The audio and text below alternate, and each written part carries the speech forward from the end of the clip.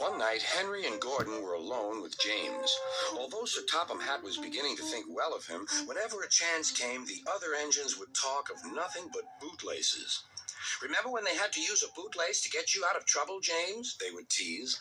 James tried to get back by talking about Henry, who got shut up in a tunnel, and Gordon, who got stuck on a hill, but they wouldn't listen. "You talk too much, little James," said Gordon. "A fine, strong engine like me has something to talk about. I'm the only engine who can pull the express. When I'm not there, they need two engines. Think of that. I've pulled expresses for years and have never once lost my way. I seem to know the right line by instinct." Every wise engine knows that the signalman sets the switches to make the engines run on the right track. But Gordon was so proud he had forgotten. "Wake up, James," said Gordon next morning. "It's time for the express. What are you doing? Odd jobs?" "Well, we all have to begin somewhere, don't we? Run along and get my coaches. Don't be late." James went to get Gordon's coaches. They were all shining with new paint. He was careful not to bump them, and they followed him smoothly into the station singing happily. "We're going away! We're going away!" "I wish I were going with you," said James. "I should love to pull the express and go flying along the line."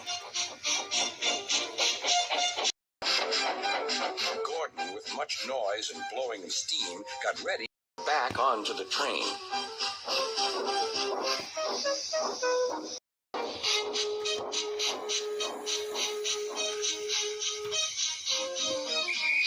Sir Topham Hatt was on the train with other important people, and as soon as they heard the conductor's whistle, Gordon started. "Look at me now, look at me now," he puffed, and the coaches glided after him. "Goodbye, little James. See you tomorrow." James watched the train disappear and then went back to work.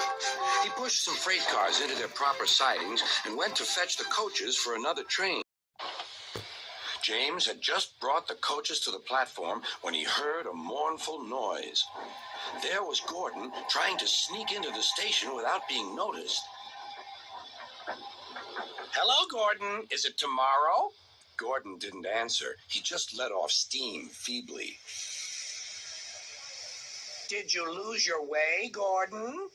"No, it was lost for me. I was switched off the main line onto the loop. I had to go all round and back again." "Perhaps it was instinct," said James. All the passengers were shouting at the ticket window, "We want our money back." Sir Topham Hatt climbed onto a cart and blew the conductor's whistle so loudly that they all stopped to look at him. Then he promised them a new train at once. "Gordon can't do it. Will you pull it for us, James?" "Yes, sir. I'll try." So James was coupled on and everyone got in. "Do your best, James," said Sir Topham Hatt. Come along, puffed James. "You're pulling us well, you're pulling us well," sang the coaches. "Hurry, hurry, hurry," puffed James.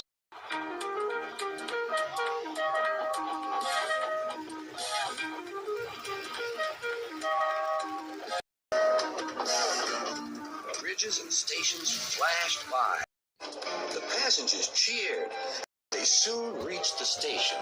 Everyone said thank you to James, and Sir Topham Hatt was very impressed. "Well done. Would you like to pull the express sometimes?" "Yes, please," answered James. The next day, when James came by, Gordon was pushing freight cars. "I like some quiet work for a change," he said. "I'm teaching these cars manners. You did well with those coaches, I hear." "Good. We'll show them." And he gave his cars a bump. James and Gordon are now good friends. James sometimes takes the express to give Gordon a rest. Gordon never talks about bootlaces, and they're both quite agreed on the subject of freight cars.